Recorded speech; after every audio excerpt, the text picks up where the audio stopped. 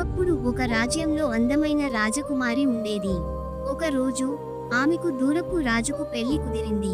ప్రయాణానికి బయలుదేరే ముందు ఆమె తల్లి 3 గొప్ప బహుమతులు ఇచ్చింది: మంత్రిక హ్యాంకచీఫ్, నమ్మకమైన గుర్రం ఫలాదా మరియు ఆశీర్వాదం.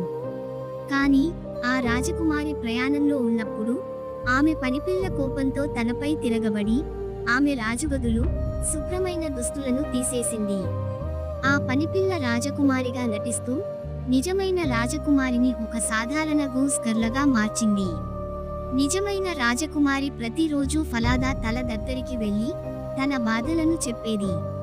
ఓ ఫలాదా, నా తల్లి ఇచ్చిన మాట నాకింకా గుర్తుంది అని చెప్పేది. ఫలాదా కూడా జవాబిచ్చేది, రాజకుమారి, నీ నిజం ఒకరోజు బయటపడుతుంది.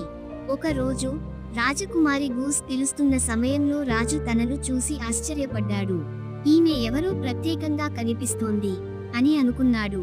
చివరకు రాజు ఆమె కథ వినగానే నిజం బయటపడింది. నిజమైన రాజకుమారి తిరిగి తన స్థానాన్ని సంపాదించింది మరియు రాజకుమారుడితో పెళ్లి చేసుకుని హాయిగా జీవించింది. ఇది మనకు చెప్పే విషయానికి ఏమిటి? నిజం ఎప్పుడూ వెలుగు చూస్తుంది. మనసు శుభ్రంగా ఉండాలి, అప్పుడు విజయం మనదే.